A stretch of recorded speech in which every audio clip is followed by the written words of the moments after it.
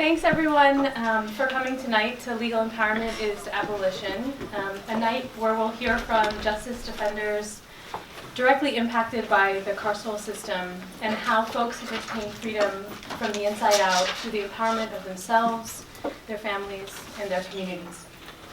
Tonight's event is hosted by the Bernstein Institute for Human Rights here at the Law School, the Prison Reform and Education Project, also at the Law School, and the Legal Empowerment and Advocacy Hub based out of Florida, Gainesville, Florida. My name is Supti. I'm the Executive Director of the Bernstein Institute for Human Rights, and we are a center that's dedicated to advancing legal empowerment, research, education, and advocacy. And we think really deeply, or we try to think really deeply, about how law students and lawyers and just the broader justice ecosystem can better support communities to know, use, and shape the laws that impact their lives. One of our core projects is the Jailhouse Lawyer Initiative. We launched it last year in 2019, and we are so grateful every day to be on this journey with Jody and a few of the other justice warriors that you're going to hear from this evening. To kick things off, I'd like to invite Jose Diaz up. Jose is a master's student and an advocate here at NYU, who's also a writer, a public speaker, and Jose is going to center and ground us as we think deeply on how legal empowerment is abolition. Jose, up to you. Hello. Excuse me, I'm a little sick, so don't touch the mic with your mouth.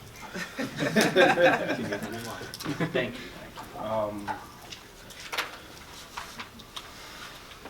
So I'm going to read a piece of writing I did while I was incarcerated. Just a little bit about myself. I did 11 years upstate, and I even met you when we was in Otisville, so you probably don't remember me. I was like a little shorter, but yeah, it's interesting to always find each other at like certain crossroads, and also still on the same page about certain topics we were talking about while we were incarcerated. But the piece I'm going to be reading is about, it's like a reflection piece about my sister and I and our relationship. And I think like essentially like through the process of like writing, it kind of brings you to like certain levels of awareness, and it's an awareness of oneself, one's community, and one's family essentially. And through that process, it kind of like unlocks something. It gives you like a certain freedom of the mind. And it was like something that Jody had said to me earlier, that she believes that abolition starts in the mind. Because essentially it's not the only thing, it's not shackles, the only thing that like holds us back from anything. And so thinking about abolition and how it exists and it manifests itself, I like to think about it that it manifests itself through empowerment and in ways in which we empower each other. And when we become empowered, we have that freedom, and essentially we have to think about our accountability to that freedom and what we do with it. And one of the things I ask myself as an advocate is abolition a career for me, or is it a calling? And that's something I would like to hold everybody accountable to. So I'm going to start with my piece. You guys can hear me good? All right, awesome. There was a time I thought I was the luckiest boy in the world when I saw my sister come in the house with a White Castle bag. She would hold the bag in front of me, out of my arm's reach, teasing me. I could already taste the warm burgers and greasy fries that I would later drown in ketchup. But she would not hand the bag over until our deal was broken. Could she sneak her boyfriend in the house? I loved it when she babysat me, because she was the rebellion that rewarded the white lies I told my mother about the boys she wasn't sneaking into the house. She would always introduce me to them as her adopted brother, because I was. But I guess she felt the need to honestly explain the reason why I was a few shades too dark to be apparently related. Our parents raised us to respect the house and all the rules that came with it. And on that summer day, When my mother came home from work, she asked me if my sister had any friends over. I felt compelled to answer honestly. I told her no. I was conscribed to my sister's world of tattoos and leather vest secrets. Home is what you make it. And for me, it has always revolved around the opening and closing of a door. Sometimes I question where I get my spunk from. Then my thoughts wander to the slamming of a door. In my house, slamming a door was a great way to end a sentence, or even a better way to segue an admonishment into an ass whipping. But regardless of its ramifications, I believe I've not only adopted my sister's method of segueing, I've mastered it ineffably. I can remember her arguing with my mother about one thing or another, but all I could hear was Godzilla thrash in the living room, the fireplace's mantle cleared of family photos. I looked around the living room, finding my favorite picture of her, and saw that the glass in the picture frame had cracked. She had left without kissing me goodbye. Her walking away from the home and family that loved her would become cyclical. There were no doors slamming that day.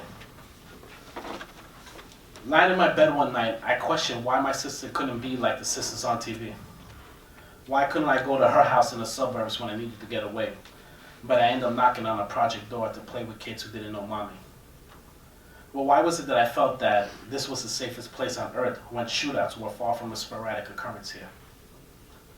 I still wonder about those kids that I used to help with their homework, let them beat me in wrestling matches, admonish when they would come out of their rooms before the weed smoke cleared up. Oh, wow.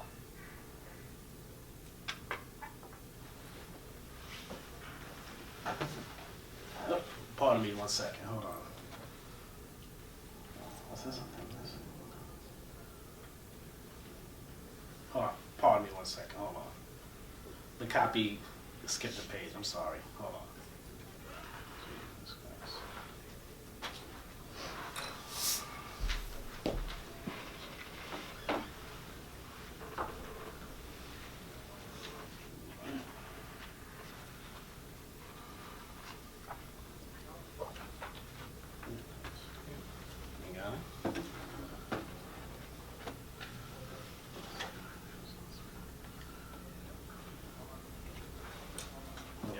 I guess that's it, right?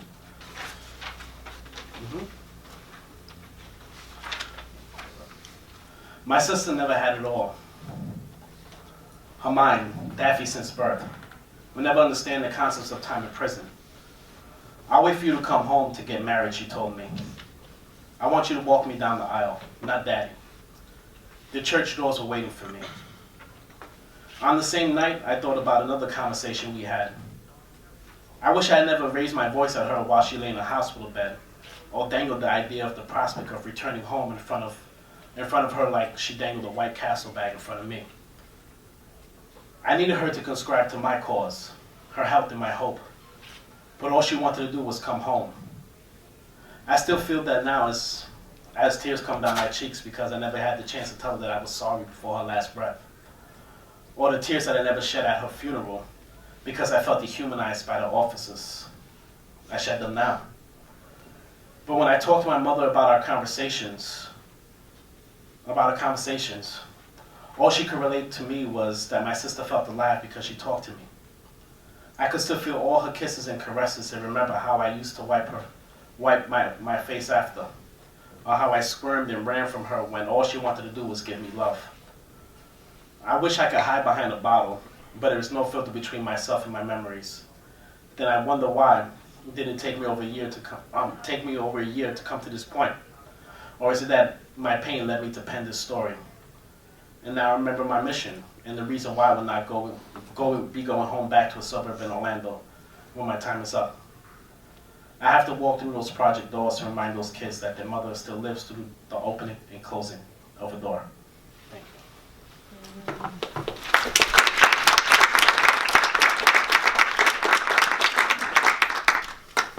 So just thinking about like my story, so I wrote that when it was like maybe, I was actually in Otisville, and I had found out that my sister was actually passing away. And you have like one of two options, which is hopefully you guys can maybe get to this later, but you can either see the person by their deathbed or you see them after they pass. So I was still hoping my sister pulled through, so we definitely wasn't going to her deathbed, because then I was just like, you know, you have initially like this downright refusal that someone will pass. But eventually when I got to the funeral, which was in my old neighborhood, I haven't seen my neighborhood like in 10 years, the first thing I went to go, when I saw my sister, I was like, hey, D, what up? And then I had to like really realize that, holy shit, you know, she's dead. And I hadn't seen her over 10 years prior to that. And the part that was like really hurtful was that the officers wouldn't unshackle me so I could give my mother a hug. But when they eventually did unshackle me back in Otisville, he had the nerve to say that you have a really nice family, which is like this kind of code of saying like, oh, your family's not scumbags. And I'm like, damn, you couldn't even let me hug my mother.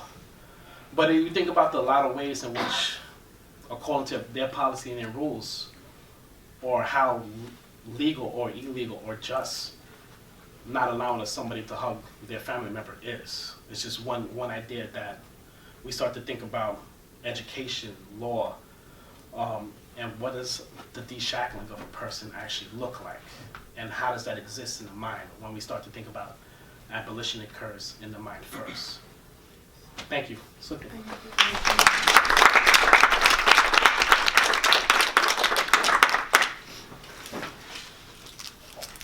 Thank you so much, Jose, for sharing that very, very powerful story with us. We are grateful. Now I'm going to turn it over to my colleague, Tyler Walton, who is a legal fellow with the Bernstein Institute, who's going to moderate tonight's discussion. Over to you, Tyler.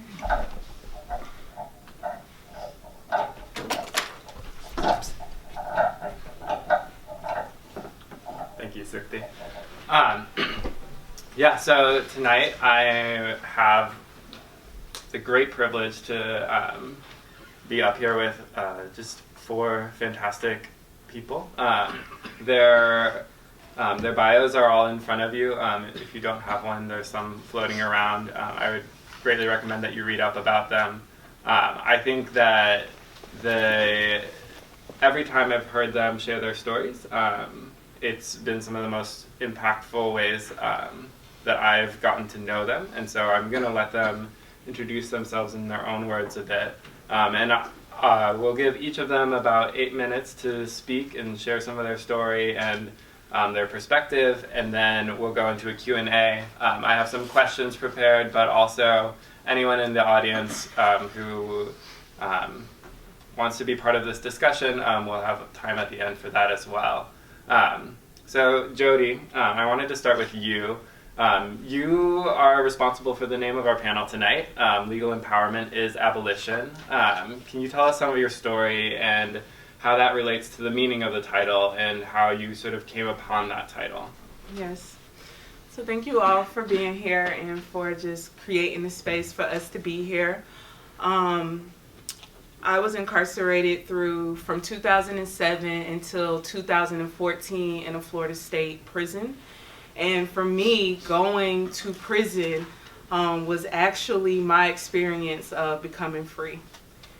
It was inside of that prison that I became free in a way that I never had the opportunity to become free in my own neighborhood and in my own community. And so while I was incarcerated, I had the amazing opportunity to be trained and as an inmate law clerk, and I served as a law clerk inside of the institution where I provided legal support to incarcerated individuals. In addition to serving 1/3 of the female population, I also served incarcerated women who were on death row, on confinement, in closed confinement, as well as in the infirmary. And so one of the things that I noticed a lot inside of the law library was how many women would come to my desk clearly sentenced to prison and had no idea how they had gotten there. I also noticed in my experience as a law clerk how for the first time, many of us, that was our first time learning exactly how laws and policy actually governed our day-to-day lives. because we weren't just meeting the criminal needs of an incarcerated individual, we were meeting all of the legal needs, all of the issues that women had while incarcerated, and all of those issues tied back to some type of law, some type of policy within the institution or on a state level. And so that was the first time that we really began to see ourselves within the law. And even recognizing how those laws that were used to prosecute us were going to be the very laws that we depended upon to be able to free us or to get the outcome that we were looking for inside of the issues that were brought into the law library. So in my position as a law clerk, it became important to me not to just help people do their legal work, but to really help people find identity and to be able to understand and to interpret what those laws were in a way that they were able to use it to seek their own freedom inside of the institution and whatever that meant. Because for me, while the abuse existed in prison, the bad conditions, existed in those prisons, for me it wasn't like those conditions didn't exist within my neighborhood, within the housing system that my mom, lived in. All of those issues and cycles of violence were something that I was already exposed to. So it was through my learning of the law and teaching the law inside of the prison system that I was able to establish my own identity and realize that who I was more than just a jailhouse lawyer in a prison, but I was an advocate of justice, that I was a lover and shaper of the law, and really intentionally began to think about how I was going to bring those skills back out into my community with the goal of becoming a lawyer after incarceration. And so once I got out, my whole goal since being released has been to go to law school. And so while I'm known for working on the campaign to restore voting rights and starting an organization centered around women and girls coming, women who are incarcerated, formerly incarcerated on the outside, all of those have been opportunities that have come along the way as I've sought to see myself, not just see myself, but to actually position myself in the identity that grew from when I was a law clerk at a desk inside of a prison. And so in 2018, when I became a Soros Fellow and had the opportunity to work on the Jailhouse Lawyers Initiative to make sure that law clerks had adequate training, continual education, and support after incarceration, I had the amazing opportunity to travel to Budapest last year, where I learned about legal empowerment. Of that, when the cycle of when people know the law, they can use the law and then shape the law, and what it looked like to actually share power between lawyers, and directly affected communities that existed. And so when I was reading this international language around vulnerable and isolated communities, to me that described perfectly communities and neighborhoods of people who live inside of the United States. And so we talk about those closest to the problem are those closest to the solution. And when we even look at the statistics of how many Americans find themselves incarcerated, I couldn't think of anyone more closer to a problem than jailhouse lawyers and law clerks who exist in prisons and places of incarceration all over the United States. And so when I heard about legal empowerment, it wasn't something that someone had to kind of teach to me. I knew it to be true because it was something that I saw and practiced every day as a law clerk. That as women understood what the law was, and as we worked with them in a participatory way, that they were actually the leaders of, their legal work, how that really created the opportunity for them to not just shape what we felt like was justice in the inside, but how that shaped our communities on the outside. And so recognizing how so many people go into the prison system and find themselves back out into the communities where they were victims, of injustice, before even coming into places of incarceration, the cycle of legal empowerment became very important to me, because I recognized that while it was an opportunity for us to empower folks on the inside, those were going to be the leaders and community members that returned back to the communities where we needed the most support and the most empowerment. And so being a formerly incarcerated woman, there's this huge abolitionist movement. And to be honest, I've never been comfortable saying that I'm an abolitionist. Especially as someone who did this self-work of realizing how my own choices, how my own lack of choices, how lack of knowledge, incarceration. The one thing I've realized through my own journey is I can't change the system of incarceration or harmful systems within my lifetime, but the more that we empowered people, no matter where we were, not just in the criminal justice system, but educational systems, welfare system, social systems, that if we empowered people was where I placed my hope on how we would actually tear down the system. And so while the abolitionist movement, in my opinion, made a lot of noise on the outside, as an incarcerated person, I knew also how that abolition movement on the outside was sometimes dangerous to those who were incarcerated on the inside. And so when I learned about legal empowerment, when I understood the amazing work that we were doing on the inside and had the opportunity to do in legal empowerment, it became to me the strategy of abolition. Of not just imagining or creating a world without jails or prisons, but how are we empowering individuals to understand, to have a legal identity, to be able to, if not even just do your own legal work, to be able to identify resources in your community, to be able to identify where the issues and the problems were, how we can make folks aware before they even found themselves in this criminal justice system that exists. It's no clue of where it exists, who impacts. We know all the data, we know all the statistics, but it wasn't until, for me, of getting out of prison, I was so intentional about coming home that when I came out of prison, I had accomplished everything that they said a formerly incarcerated person should accomplish after getting out. I had my children within 24 hours. I was in college within a year. I had a job within 30 days. I was married within a year. I had my own place within 3 months. And I still found myself wanting to go back to prison. Because it wasn't better, in prison than it was in the community. But it was almost easier for me to navigate and exist in a prison than it was for me to exist and navigate in my own community. So that's the first time I even realized what recidivism was. It wasn't just about bad people committing bad acts and going back to prison. It was about people returning back to patterns that putting them back in spaces and places where we were safe or we were able to practice.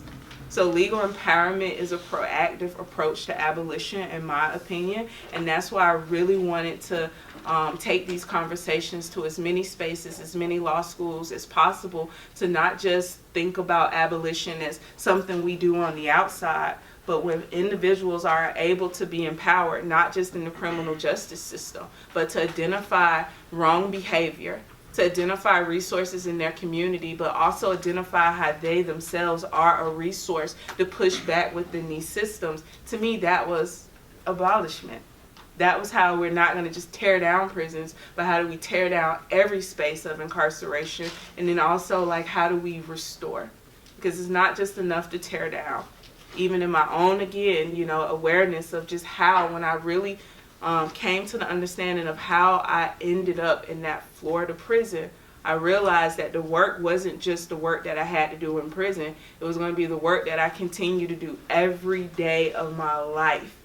When I'm not allowed to volunteer at my kids' school because I'm formerly incarcerated, when I'm not able to find, affordable, safe housing for me and my children, when my employment, even when I make enough money to afford housing, when I'm not treated the same when I show up in places. So being able to have a voice, being able to advocate for myself, but also having the confidence to see, to know that my leadership is just as valuable as the ACLU or the lawyers inside of my community and the public defender's office, that was real abolition. So it's exciting for me to not just share my own story of inside and outside, which I think is so important, because when I think about true restoration, it has to be an inside-outside process if we're planning on maintaining and sustaining. It's getting a little easy to obtain something, but how do we keep it and how do we grow it? How do we shape it? How do we pass that along generationally? Because we didn't just end up in incarceration. This has been an intentional generational cycle that has gotten folks here. So legal empowerment is so important to me because while we are positioned inside of prisons, it doesn't just belong in prisons. It is a practice that people can use wherever they are with whatever system they find themselves in to challenge, to first of all name what's wrong and to call that stuff out, but then also how to be a resource and how to create resources within our communities where these problems exist, to not just keep us from being a part of it, but to keep our families from also falling victims to it as well. Awesome, thank you. That's how I wanted to kick off the panel. So. Richard, I'm going to turn to you next. So as Jody was saying, the legal empowerment cycle is based on this premise that when people are able to know, use, and shape the laws that impact their life, they'll be able to lead their own fight for justice. So your story is literally about gaining your freedom. Can you share some of that and how you see how it ties into everything Jody was talking about? Absolutely. Thank you first and foremost for having me tonight. This is my first trip to New York, and it has been amazing. I'm enjoying it so much. 6 months ago, I never would have dreamed that I'd be sitting here in front of you. I was sitting in a prison with another 10 years left on my sentence, and already having done 23 years of my life. I was incarcerated when I was 19 years old and given a 38-year prison sentence. My life changed at that moment, and I had some tough choices to make. I had to decide if I was going to give up or if I was going to press on. It got a little more complex than that because prior to my incarceration, I was homeless. I quit school in 8th grade, and I had an addiction problem. So I went into prison with everything stacked against me, except my will to change. And I didn't know anything about legal empowerment. I didn't know anything about personal development, growth. I just knew that I was tired of living the way I was living, and no matter what happened, I was going to make some type of change. When I was in prison, I started working on educating myself first, and an important thing to know when you go to prison with a long sentence, there's nothing available to you. There are no programs, there are no vocations. It is nothing more than just warehousing you and giving you a broom to push or a mower to push. And that's how you exist unless you take charge of your life. So that's where my empowerment began, by taking charge of my life and starting to make the right choices. Because what it all comes down to is you make choices that have consequences and they compound upon each other. In 2003, I decided I was going to start teaching myself how to invest in stocks. So that was like the first thing that I really undertook that took some thinking, took some knowledge, and I saved up some money, and for the next 15 years while I was in prison, that's what I did, and that's how I supported myself and helped my family. And it was something that gave me great pride and pleasure in being able to do that. In 2007, I got a job in the law library, really as just something to do. I was tired of hanging out on the compound and didn't know where I was going. What I found was a good mentor and a good friend who started teaching me to be a law clerk. And upon his release, I became the senior law clerk at our institution, where we don't only help people with their criminal cases, and that's what a lot of people think, but people are still people coming into prison. They have family law matters, they have probate issue, they have child support issues, divorces, marriages. There's a lot of different things going on. People are trying to liquidate businesses because everybody's just one choice away from wearing a pair of blues. One choice away from being in a prison for something that was an accident.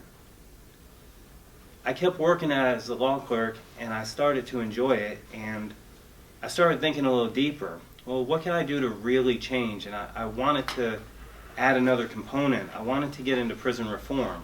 But how do you really do that when you're in prison? I mean, you're really not the model person that they're going to say, here's the keys to the prison and go ahead, do it. In 2014, I approached the administration with an idea to create a program called Storytime Dads.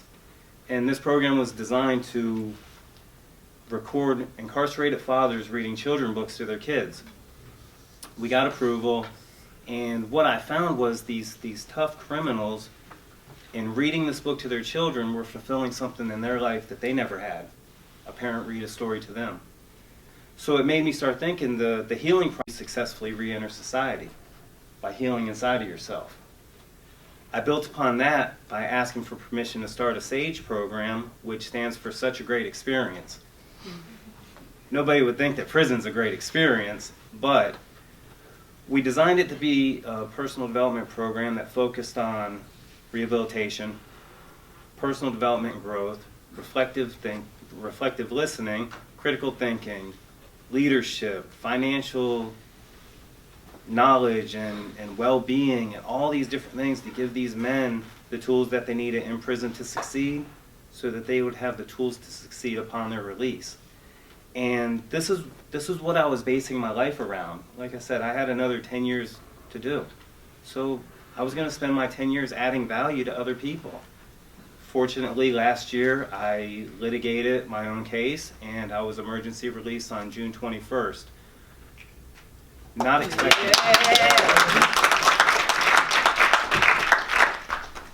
I stepped out into a completely different world, a world of smartphones, way smarter than me, a world of smart cars that I didn't even know how to operate, but I had a great support group around me. And one of the coolest things was, upon my release, my 7th day out, I get a phone call from my old mentor, a law clerk who spent 22 years in prison and started his own business called Prisoner Connections. And he said, "Hey, do you have a laptop?" I said, "Yeah." He says, "Well, good, I'm sending you a case, you're going to work." And I've been working as a paralegal since that day, nonstop, doing case reviews, litigating in the state, district, and federal courts on behalf of several attorneys through Central Florida. My reason for saying that is, incarcerated men and women can take what they learn in there and they can apply it in society, and they can turn it into a career, they can turn it into a passion, they can turn it into a movement. And I believe that what it really comes down to is, what do you want, and are you brave enough to go after it? You know, Jody was brave enough to go after it. She talked about, being reminded that she's a convicted felon when she tries to rent a house. I tried to rent an Airbnb. They denied me because of my criminal record. I was oblivious to this. So I had to go through different types of changes. But it was a good reminder, because it reminds me of where I came from and where I'm never going to go back. Because I can be way more effective out here to help the people in prison by using legal empowerment. And legal empowerment is something that I'm using in my life day in and day out to help other people that are still in prison. And really, my being here tonight is on behalf of all the men that I left behind doing life sentences.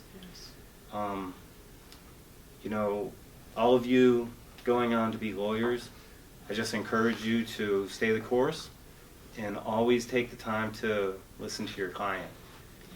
Because a lot of times these men, by the time they get to us, by the time they sit at our desk, their attorneys haven't listened to them, the judges haven't listened to them, the state's not listening to them, and they feel like they've been completely let down by the system, and they just want to tell their story. They just want to get it out there, what happened. And in hearing those stories, I got to learn a lot about people and the ability that we all have to change. So legal power empowerment to me is that ability to empower other people through knowledge and personal development and growth to be the absolute best that they can be day in and day out. Yes. Thank you.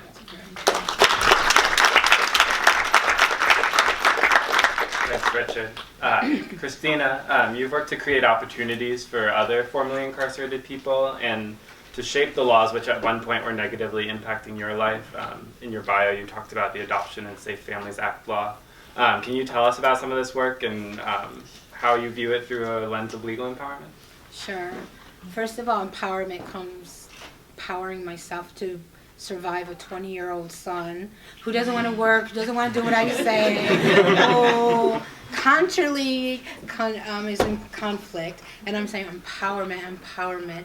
But I wouldn't trade it for the world, because in 1997 I almost lost that. My first and only child after I was told I could never have children, and here I am pregnant and in jail, in prison. And I thought about how I'm going to talk to you today. So I'm very humble, and I'm grateful to be in this panel. And my story is a while ago. It's history, but it's very important. We always maintain history. And legal empowerment. And I'm thinking, as I'm sitting here listening to it, what does empowerment mean? So 2 women are in the audience tonight, and they were able to take their knowledge and empower so many women inside with the knowledge of legality, managing the prison itself, and why one day here's a scared white girl in prison thinking she's going to get raped and everything else, which wasn't true, and pregnant. And what did they see in me during the first time I walk in there? It's empowerment, and they took me in. So I have to pay all my to Cheryl Wilkins and Kathy Boudin. 20 years is still coming back. And then I look at the future, and I see Devon and Jody and Rich and Sebastian and Alex. I'm like, wow, that's empowerment, right? Empowerment comes with a culture change and a shift in mindset. We all have to shift. We all have to shift, like, if we have the knowledge, then share it.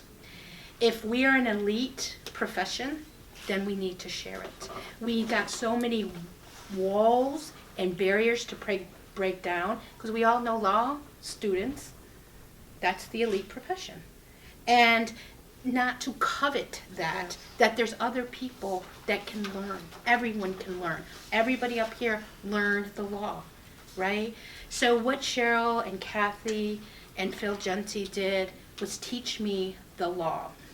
So in 1997, the height, or I guess Kathy Wright was in the middle of the height of the crack epidemic, I guess 1997. The United States decided to say, well, if you have a child that's in foster care, 15 on the last 21 months, then the state has to terminate your parental rights. I had a 4-year bid, a 48-year-old bid. And that happened to me. They were going to, my child was not eligible for the nursery because I had a violent crime. And they took him in foster care. I had no one to take him. So I voluntarily gave him up, and I took Kathy Boudin's foster care and child custody clinic. And then Kathy goes, why don't you go over and go to college too? So I met Cheryl. So I said, okay, I have to fight this case. And no one was going to tell me I couldn't. So I went to the law library, but at that time they were only doing criminal law, and I'm like, what am I going to do? So I attended the workshops inside, all the foster care and child custody workshop that Kathy and Phil Genty was doing. I sat in college, even though I didn't understand all the work. I said, I got to do this, because it wasn't about my education. It was about showing you I was smart enough that I could get my kid back. And this is what it's all about, show, right? We go to college to show we're smart enough. But actually, as an unjust professor, I could say, actually, you can be a professor without going to college. You can learn the law without going to college. But because society has that cultural stereotype, and they're not ready to empower the people, then we have to have that certificate. So I did that, right? And I remember we had an advocate, and I said, fuck it. I'm suing ACS. They violated my agreement. I voluntarily gave my child up. They're not bringing my child to see me. They completely, the contract is null and void, so I went and I filed a lawsuit. And I remember in the child clinic, my advocate, who was an outside advocate, said, you did what? I said, I don't know, they're calling me to court.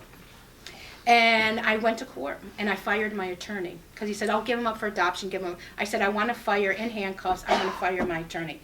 And her name was Judge Joyce Sparrow. She goes, you want to do what? I said, she goes, you know in family court, you don't get a family attorney. This is your privilege. I said, I want to fire him because he wants to give up my baby for adoption. And that day turned my life. The right time, the right empowerment, the right people, the right time, that I was empowered enough to say, fire him, I'm taking my own case. Needless to say, with a lot of them going back to prison and say, well, I did this, I don't know what makes of it, and I don't know if anybody knows, you know what carbon paper is, right? That's how I got myself to court, carbon paper. And I saved up a lot. For 25 cents was a lot of money in prison. I was like, I'm buying carbon paper, forget the shampoo. I'm buying, and that's what happened. Everybody's, oh my God, Chrissy, what are you gonna do? You file for termination. Where's your child gonna go? I said, I don't know. I just want the rights to my child. I don't want him to be terminated. Needless to say, they did a campaign in prison for me, and we were going to take him to the New York Times. I had an advocate named Gerda McDonough who fought in apartheid in South Africa and brought a lot of the news to the world about what was going on in apartheid. She says, oh, that's okay. I know that someone at Wall Street Journal, and we're going to get your story in. So she called the foster care agency. Guess what? If you don't settle, we're going to take this all the way to the press. Needless to say, with a lot of empowerment from a lot of the women inside, Kathy and Cheryl keeping me on, Phil Genty saying, keep it up, you can do this. I was a front gate porter, and I remember Elaine Lord, our warden, come down, and she says, Miss Voigt, I got to talk to you. And I said, nope, because that means someone died. I'm like, nope, I'm not talking to you. She says, I need to talk to you. And when she turned around and she says, Miss Voigt, it still gets to me today, you won your case. I said, they arbitrated the case, and I won my son back. And we got, because we are in New York, thank God we were in New York, because we have a lot of community, and Sister Tisa Fitzgerald took my child till I got out. Since then, I knew I was smart, right? I was like, wow, I really am smart after being told your whole life you're dumb. And I said, oh, I am smart. And then Kathy comes up, she goes, you know what? I want to move on to something else. You take the foster care and child custody clinic. I'm like, I can't do this. She goes, yes, you can. You can do it. And I kept on going to school, and Kathy gave me her beloved program she founded with Phil Genty, and I loved it. And I empowered women. And then it got to the point where people were asking me, how did I do this? And I'm like, oh, I just don't know. Nothing was in the law library. I did it. So there was a woman, I can't remember her last name, but her first name was Vicky. And I and Phil developed the foster care and child custody legal clinic where women would come in and we sort of would teach the law. And we did all kinds of games. And I'm telling you, the empowerment. I had women in my class that could not read and write, but they were hell of attorneys. They listened, they picked up the language, and it was for them to go into court and advocate on themselves behalf of their child. And not that necessarily they wanted their children back. They wanted the right to have the decision to make where a safe place for those children to go. So, was I a jailhouse attorney? I guess so. I wasn't appointed one, but I guess in essence, in every sense of the being. And the reason why it's so important to have family appointed jailhouse attorneys is because you're not allotted an attorney when you go to family court. Also, what happens in the 90s, criminal defense attorneys up here, right, elite, family court attorneys down here, they don't talk to each other. Yep. So while you're going through prosecuting that woman for a marijuana charge, she could lose her child just because, but if they got together, they could have negotiated, and the community has to be around them. So that's why I said along how important jailhouse lawyers are, or jailhouse lawyering is, because some of you may go into public defense. You're not funded very well. Prosecutors, you're funded all the way. So why not get legal help inside with the finest tuned attorneys that have time to do the research, to lay down the cases, and work together. That's why it almost should be mandatory. Yes. And we do need a culture shift in universities, and people's thoughts, and philanthropy, and to grassroots organizations, that yes, we have to go back to the time where they took understudies. Because that's what law is, it's understudies, right? You can understudy someone and make them become a lawyer. In some states, you don't have to go to law school. You can be, and I think New York is one of them, where you can be just anointed as being an attorney, I think, if you pass the test. I'm not sure. But that's why what is called legal empowerment. This thing called mass incarceration is costing you guys a lot of freaking money. It's costing a lot of lives. And when you separate a parent from a child, guess what? It doesn't matter. You're not doing the best for that child. So you're replicating the doors. if you'd stop this craziness, if we stop this mass incarceration, let's fuel up on our attorneys. Let's get them in jails. Let's get them in the neighborhoods before those kids get caught for shoplifting. Let's get, okay, you don't have enough attorneys, people don't get paid enough, then train someone to go advocate, have a big advocacy. That's why it's so important. Mass incarceration has destroyed this country. It has cost us so much money. So people, let's think. This is a win-win situation. It's helping our public defenders get some much needed refined research. And when you come out, you're educated. You can go into jobs. You're not sitting back like, what am I going to do? But first, it's going to take a lot of cultural shifting, narrative shifting. Let's put race on the table. And so at the same time, while we're getting all the people trained up, let's work on shifting and elitism. Let's sort of cut down the barriers, because that's what's killing us. I will tell you, I run the Social Justice Fellowship. I've been there since 2002. And in 1997, our whole fellowship was 90% NYU law students. We only did graduating law students, which they're great. They went into, they were good, and we got some marvelous law, and it happened for 3 years, and then guess what? They stopped it because they realized it took more than just lawyers. It took advocates. It took a campaign. It takes media people. And when I came on, I said, no, but it takes formerly incarcerated people as well. So we pushed to get formerly incarcerated people on. And today we have probably, I'm so proud of these two, we have the world leader in advocacy around criminal justice with the Soros Justice Fellowship.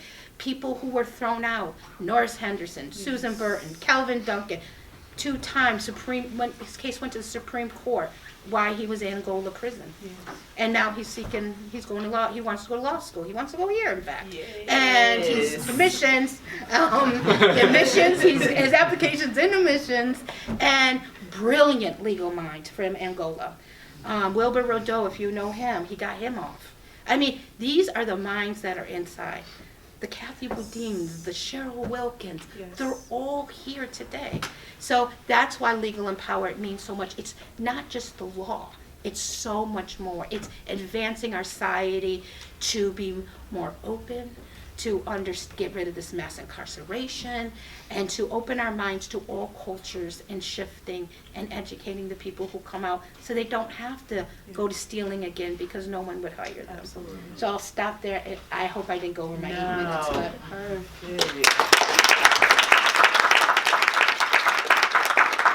Just the right amount, so thank you. Okay. Devon, so your work has focused a lot about what happens after formerly incarcerated people get out. Like, what happens? Is there a way to change the sort of trajectory post-prison? Can you describe some of your work and how this fits into legal empowerment? And I want to tag this on because I've had some interesting conversations with you, but do you view your work as abolitionist? So, oh man, I don't even know where to start. Y'all put me last behind. The work that I do believe that is legal empowerment, simply because most of the people whom I've had interaction with have actually practiced law, and sadly, upon their release, they haven't been able to utilize the talents in which they developed while inside. So for me, I'm just learning the language, honestly, of legal abolition, and it's a concept to it, and it's something that I have to build on. But for me, it's about putting people in a position to thrive upon their release, as opposed to them just being a person who returned from prison. And I try to champion that by being an example of what could happen with opportunities, but specifically educational opportunities. So I actually got into education while I was incarcerated. I was fortunate enough to be a part of John Jay's Prison to College Pipeline program. So I actually was arrested when I was 17 and ultimately sentenced to 18 years. And I got my GED my first year when I was upstate, but as a result of the 1994 crime bill, there was little opportunity for me to continue my education.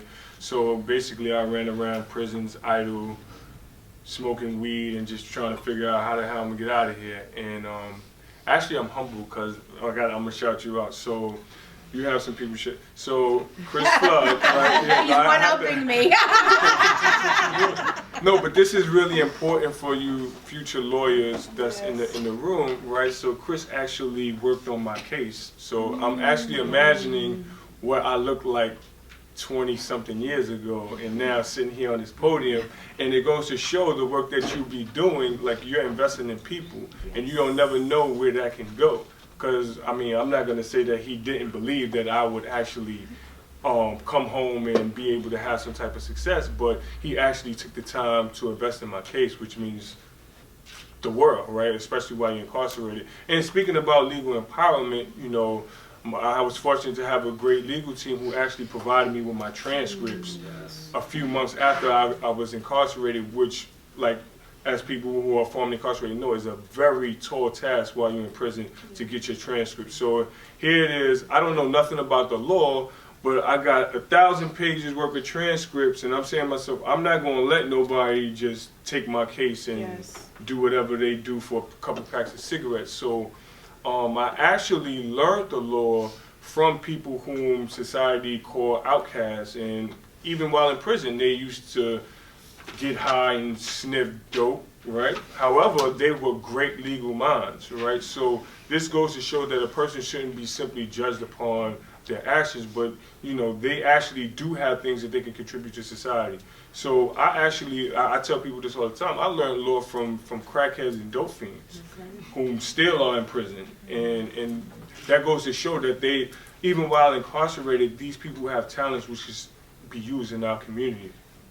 But fortunately, in 2012, I was accepted to John Jay's Prison to College Pipeline program, which exposed me to what is deemed to be critical thinking. Because prior to going into the college program, you know, I was literally regurgitating information, and having access to higher ed exposed me to what the world would look like if I would think outside of the box.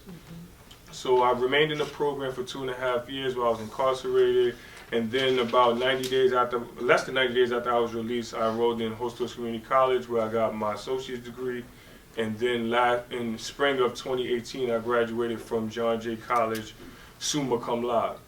And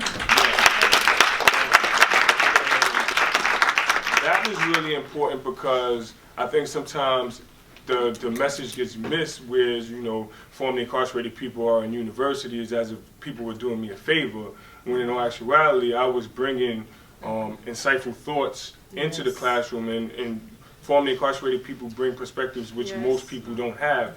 And in fact, I probably taught more than I actually learned while I was incarcerated, because I had to constantly critique professors about the language which they was using and tell students the ways in which they were impacted by the criminal justice system. So I was fortunate to be able to have that platform, and then with that, it allowed me to take my thoughts and my visions even outside of the U.S. context. And my first trip abroad, I studied abroad in South Africa, and I actually went out there as a means to demonstrate the intersectionality between race and incarceration. And my mind was blown that 20 years after apartheid, they were still going with the color line, black, white, color, and it really threw me off. So I came back to the States just discombobulated that this was still happening. So my next trip, and mind you, I was on parole too, so it was a big fight in order for me to actually travel abroad, but I navigated that, and the next summer I went to Cuba to see the ways in which socialism is supposed to play out and everybody's on the equal playing field.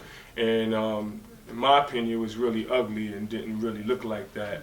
But this exposed me to traveling internationally to see the ways in which societies function, so I could possibly bring back solutions to the States to see the ways in which we could actually import some of this stuff, because sadly countries all around the world has been exporting the U.S. model of mass incarceration. So I've also been honored, been fortunate to go do some work in Jamaica as a means to build the Prisoner College Pipeline program out there, and in the UK as well. And through all this work, fortunately, on July Mandela Day on 2018, we actually launched the Prisoner College Pipeline program at Bromley Correctional Center in partnership with Stellenbosch University, which is really ironic because Stellenbosch was basically the creator of apartheid. So I'm really fortunate and blessed to be able to use my story as a means to illustrate what is possible with educational opportunities, and which is why I think legal empowerment is so important. Yes.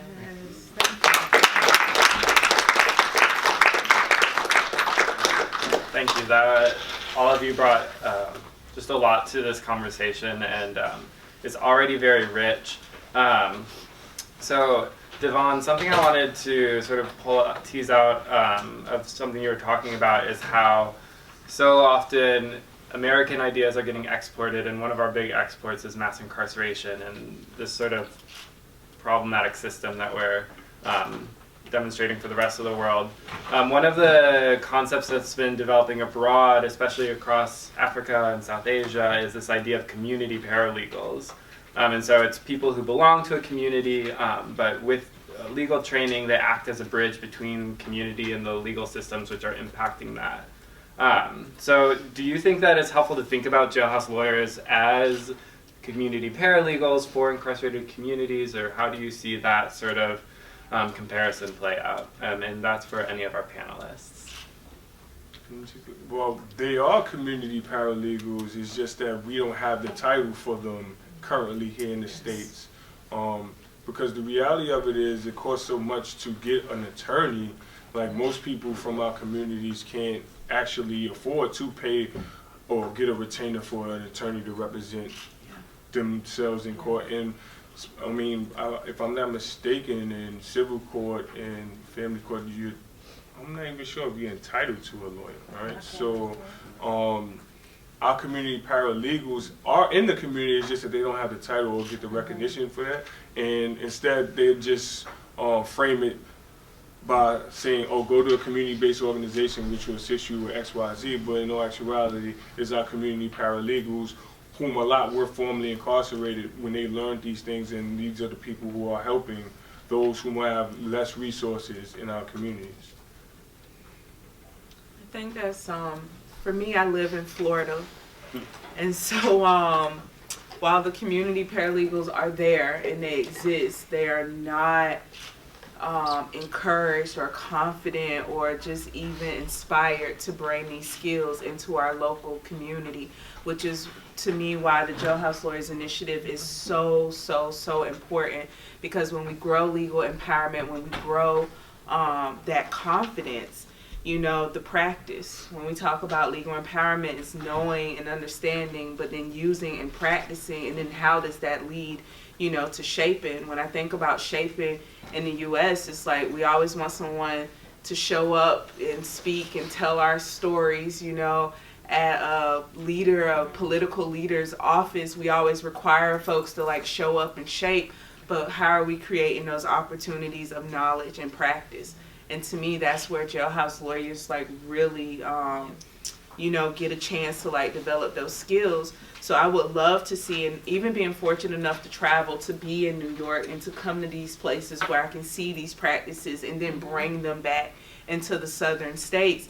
But the Jailhouse Lawyers Initiative, definitely one of our goals is that when we grow legal empowerment on the inside, when we grow that practice and that awareness on the inside, when we give people the opportunity to see their communities in not just a destructive way, you know, but to see it as, you know, an opportunity, or even just see it in a realistic way that we return back to community prepared, we will then be able to see community paralegals, community leaders actually spring up inside of our communities that can be resources. Because even, you know, where we've seen like some ban the box issues in Florida, it's amazing to me with even all of my legal empowerment, when I get that no, I just truck it on to the next, you know, application. Versus I have some sisters in Orlando, Florida, that when they get that no, they've like gone those steps to file the necessary appeals and to do the necessary advocacy work, where they've been able to get into, you know, apartments and live in situations that only came after, you know, appeal. So a lot of times, you know, that requires having not support, you know, inside of our communities. I love that Divine and Chrissy and even Richard has highlighted that in their talk of what it looked like when they had support, individuals that were working with them, encouraging them, you know, that they could. So this idea of jailhouse lawyers being community paralegals, and as well as in prison, it is a community.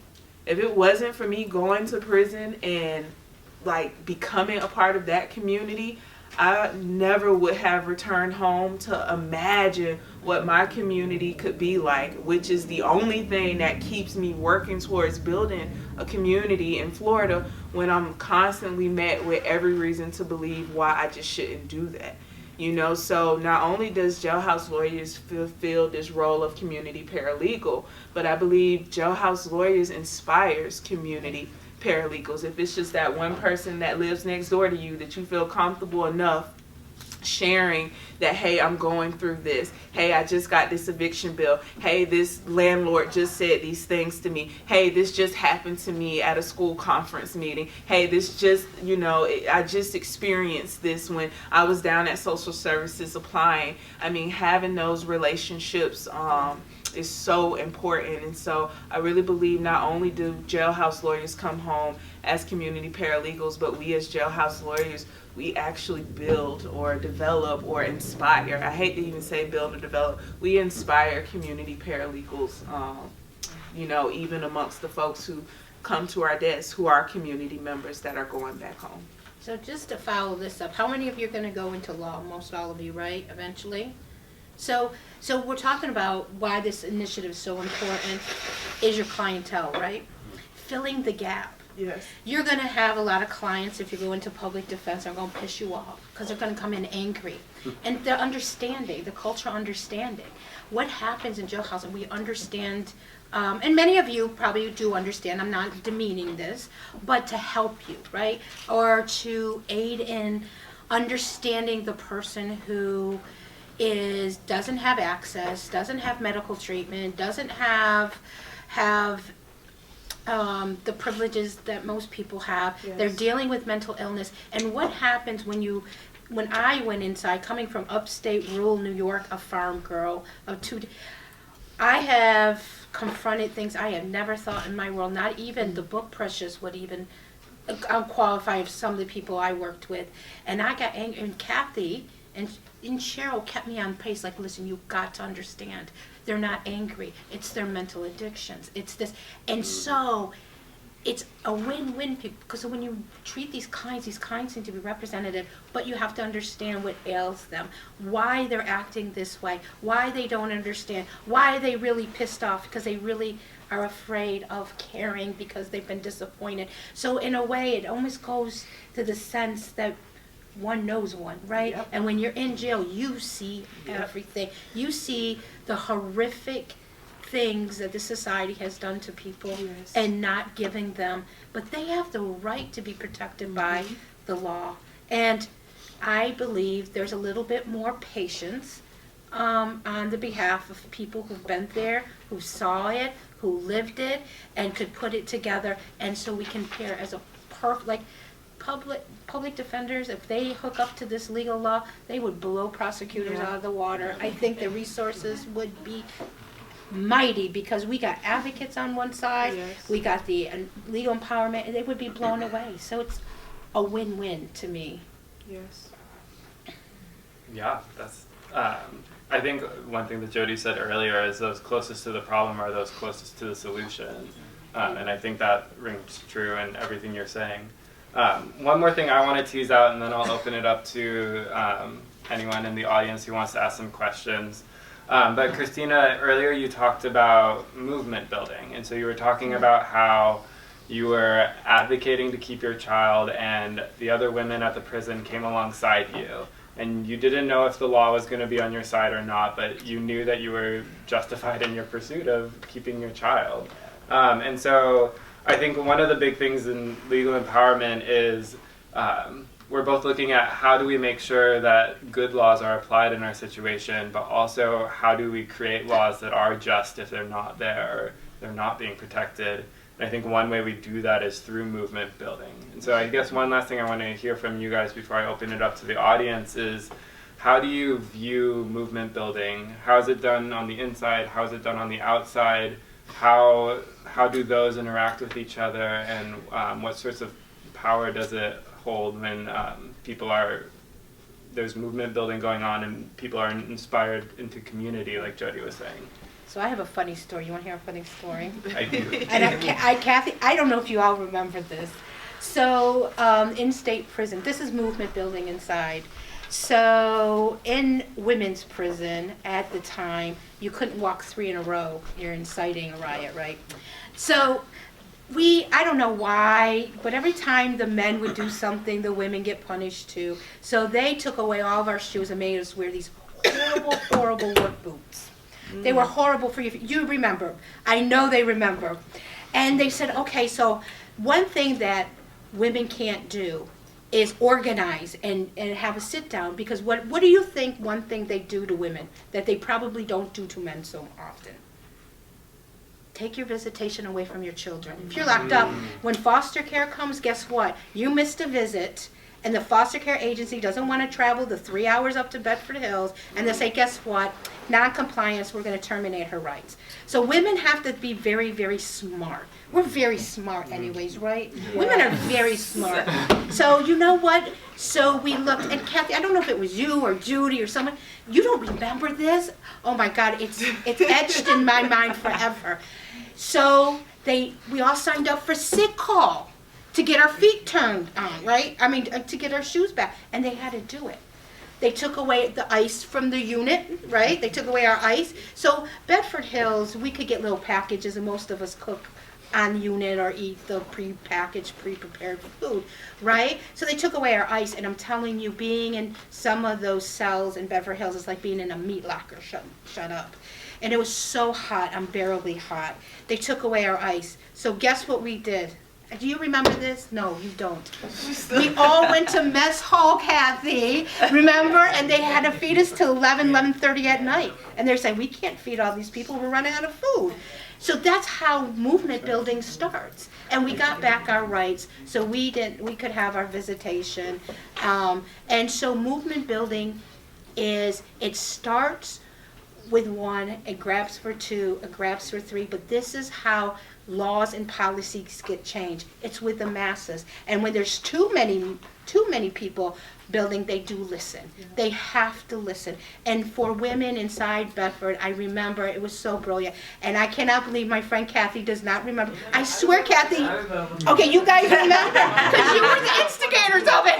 But wait a minute. And to me, they were the most brilliant minds in the world, looking at that prison policy and saying, how can we get our rights back without losing our children's visitation rights? So this is how movement inside prison empowers. My child did not have relatives, and when they came to, my child was in terrible, terrible physical shape, and how the women got together, a few of them were sitting in the visiting room, and their relatives saw my son, and next thing you know, I had all these packages for my son to have clothes.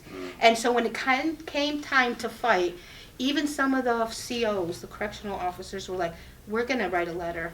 And the families wrote a letter, and the Children's Center wrote a letter, and that's how movement building. And so now we go, and so it just pay it forward. So that's a little bit of how movement building can change things or get back rights. And that's simulated to the outside. And I'll stop there. I wanted to speak to that a little bit with the difference of power dynamics. Again, being from the South, it looks a little different. But like for me, it was like when I think about movement building, it's like actually connecting these movements on the outside to actual leaders on the inside, which even goes back to legal empowerment as abolition. My phone is on FaceTime, like right there by Sabrina, and Jason Myers is actually on the phone. he's showcased within we have an exhibit outside within these walls. It's in the Golding Lounge. You should check it out whenever we move to Wine and Cheese. Yes, quotes and writings that we've received from jailhouse lawyers from all over the country that, we reached out to. And he would tell me all the time in his letters he was getting out. You hear that all the time, but he's actually out.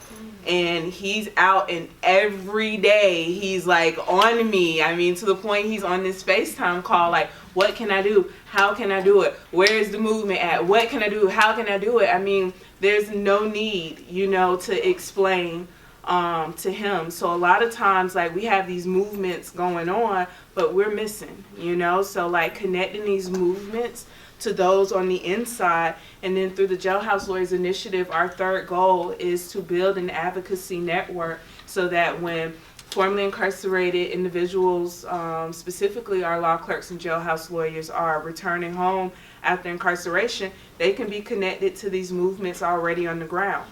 I'm still fighting the fight to get into law school, but I was able to bring the first participatory defense hub to the state of Florida. The value that I don't just add, to my life, but to my community through restoration of voting rights. I'm a proud member of the League of Women Voters and a proud member of NMATI. And I can only imagine how the University of Florida is going to be after, I graduate, as a law student. So a lot of times it's just connecting the movement to the actual people and creating the space for us to be a part of some of these movements that are about us, but like are way above us. So for me, movement building has been on the inside. This is a whole new forum to me. Let me tell you a little bit about movement building with Jody. I heard about Jody and I heard about her Soros Fellowship, and I'm sitting in prison. I'm like, man, I need to connect with this person because I need that type of help in here for more movement building to enhance what we're doing. But I also realized, and this girl's so busy, she's not going to read a letter I write. So I wrote a letter, I put a package together, and Jeff of the River Phoenix Peace Building organization said, give it to me, I'm going to hand it to her. I said, no. Because just like her friend there, I kept sending letters to my friends saying, I'm coming home. I'm telling you, I'm coming home. And they let me go. So I'm phone tagging with Jody here, and I'm like, hey, what's going on? Can I connect with you? She's texting me, she'll text me back. So finally I catch her on the phone, and I'm telling her, yeah, restorative justice is great. And she said, oh, you're the guy who, no, you went through restorative justice. I said, no. And for a second she's like, what? Like, how'd you get through to me? I said, I'm the guy that put the program together that your program was being under. And then it clicked. She said, you're the law clerk. I said, yes. That's how our friendship began. And we started realizing that there's a bigger movement going on, and she's on one side of the spectrum, I'm on the other side of the spectrum. And by us coming together, we're able to reach a wider demographic and more people. And that's one of the things that we're working on right now, is to do more movement building within the Florida Department of Corrections. I'll piggyback on what she says. The South is very different in the way they deal with incarceration, the way they deal with programs, and the way they deal with teaching. I had the opportunity today to go over the NYU Jailhouse manual, and I haven't read it all, but the little bit I looked at is leaps and bounds ahead of what I studied. And all I'm thinking is, if the men and women in Florida and the South in general had this type of material, what type of paralegals would they be? What type of jailhouse lawyers would they be? Yes. And it's so relevant. A lot of you, I learned today that you come out of NYU and you go into the public defender's office. Work with the jailhouse lawyers. I had the opportunity to work with a public defender in Orange County when the Graham and Miller issue came down from the U.S. Supreme Court. I was able to assist in preparing all the legal memorandums on such a humongous issue, something that resonates with me because I went into prison young. I didn't qualify for Graham, but I understood what it said, that a juvenile's brain is not fully developed till he's 24. I said, wow, that's me. I mean, I was a dumb kid. I hit 24, 25, it all started to make sense. So having that opportunity to work with the public defender enriched my life, but it also enriched her life and her supervisor's life and all of the men that it affected. I don't know how many of you have read Graham versus Florida, but there's a reason it's Graham versus Florida. When that case issued, there was 137 juvenile offenders sentenced to life without parole for non-homicide offenses in the United States. 77 of them were from Florida. So if you think about that in the context of all the states, 77 were in Florida. And that's what we deal with. So when you talk about movement building, it really takes us on the inside to start that movement. And that's what my coming out of prison has been about, and that's what I want to continue to advocate for. I'll just wrap it up by saying it's really important for you future lawyers and current law students to be a part of the movement. Like when we think about all the great movements of our time, it literally involves students. That voice is important. And like for me, I really think it's a great strategy for people who are returning home from prison to use academic institutions for exponential impact. And the reason why I say this is because when I came home from prison, you know, people would be like, yo, just chill out. You always questioning, stopping, frisk, and why they doing this with immigration? You need to be easy because that's what got you in prison. But by coming to the university, by coming to school, I was a student. And by saying these things, I was commended, right? So becoming a student actually empowered me and gave me agency, which I wouldn't have if I just came home protesting all the issues in society. So it was really with the help of students like yourself who actually gave me the knowledge to actually come into the space and do the things that I'm doing today. All right. Awesome, thank you. Do we have any questions in the audience? Yeah. Hi, good evening, everyone. Hi. Thank you, Carol. Thank you for this opportunity for legal empowerment. I have a question, and you brought up the word movement, and I want to know, you know, the legal students particularly, criminal intent lawyers particularly, listen, to see if this is movement worthy. I'm formerly incarcerated, was released in 2018, and I was inflicted with an unconstitutional law. I'm currently litigating pro se. But I've also spoken to certain legislators who I believe could actually repeal this unconstitutional law based on case law. So what I first want to do is just recite this case, and we'll go right if you're interested. The case is People versus Brown. 40 NY 2nd Series 381. It was decided in New York State in 1976 that giving the prosecutor the right to appeal a trial order of dismissal violated double jeopardy. That was decided in 1976. That law was never repealed. So in 1995, that law that was deemed unconstitutional in 1976 was used against me. So in terms of movement, I know I'm going to be successful because I'm not giving up, even upon release from prison. I'm still focused on getting this law repealed because this is a law that could constantly be abused to wrongfully incarcerate a person who was actually granted a trial order dismissal by a judge.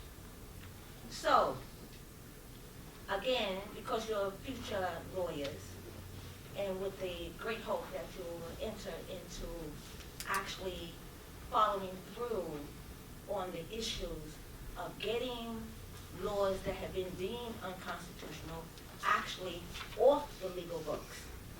I don't really doubt that there's really, literally, at least tens of hundreds of unconstitutional laws, especially criminal laws, that are currently being used in various states, but I know about this one in New York State.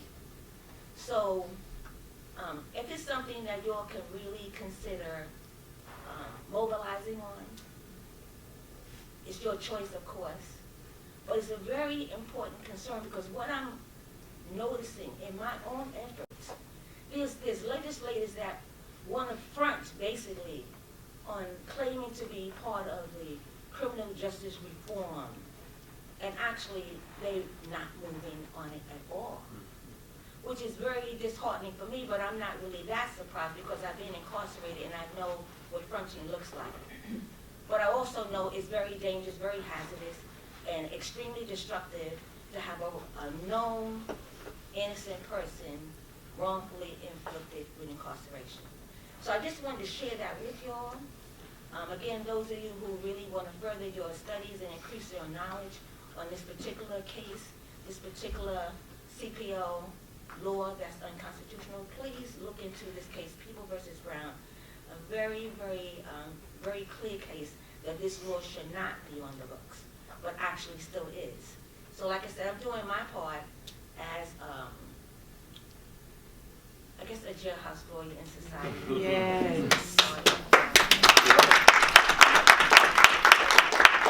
a special trip to get here, and just add a little, some information about how I even got in, because this I'm currently a member of National Action Network, and I'm part of the Second Chance Committee.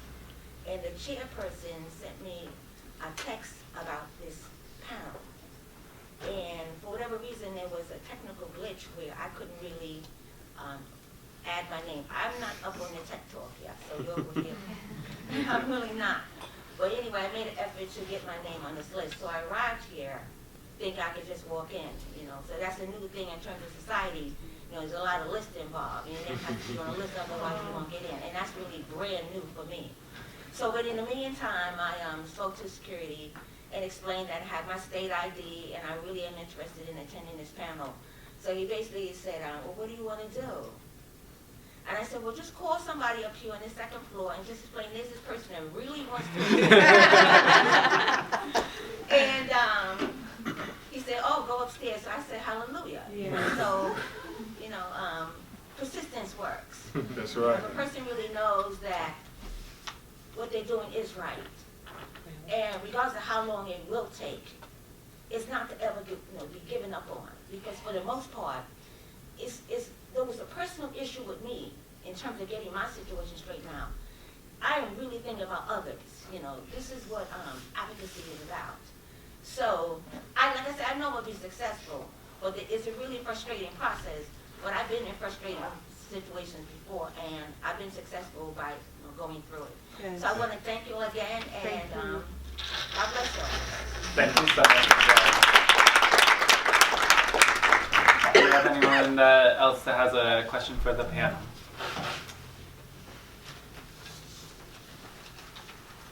Yeah. Jody mentioned it initially at the very beginning how sometimes the abolitionist movement actually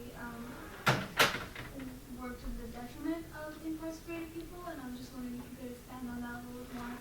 And I understand everyone responded to how that could be changed by having more formerly incarcerated people in those movements. But I was just wondering if you could expand a little bit more about how the movement has potentially not been beneficial for incarcerated people themselves. So in Florida, we're starting to see more formerly incarcerated people actually join the abolitionist movement. But a lot of our major abolitionist organizers, which are good friends of mine, are typically not people of color, and they're not people who have done time. And so one of their biggest strategies is demonstrations outside of the prison, on the lines of certain officials' homes, and while I understood, their rage and their need to call out injustice and to scream out those solutions, but when they were showing up at the prison, I will also be getting those letters around how visitation was canceled, that day, how phone calls were shut down that day. Even when the media started really getting involved around a lot of the abuse and the things that were happening inside of the prison system, it was the people on the inside that a lot of our correctional officers and the institutional staff, took those issues out on. And because people were not organized in the inside as a part of those movements, it just really created conflict, between the lives, because that was an interruption of how people are living their lives. I only did 7 years off of 8-year sentence, and it was my day-to-day life, inside of the prison. So people, lives were being interrupted, people were being retaliated, against. And so it was just really harmful because it didn't really include the voices of the folks inside. And then that advocacy on the outside did not successfully carry over into the inside. And I'll share on that what Jody just said, because when that movement really started, they wouldn't only just suspend the phone, they would cancel everything for a week. So it's controlled movement back and forth to the chow hall with 50, 60 officers coming on the compound and going from dorm to dorm and shaking everything down. So anything that you may have acquired, you're now going to lose. And there was a lot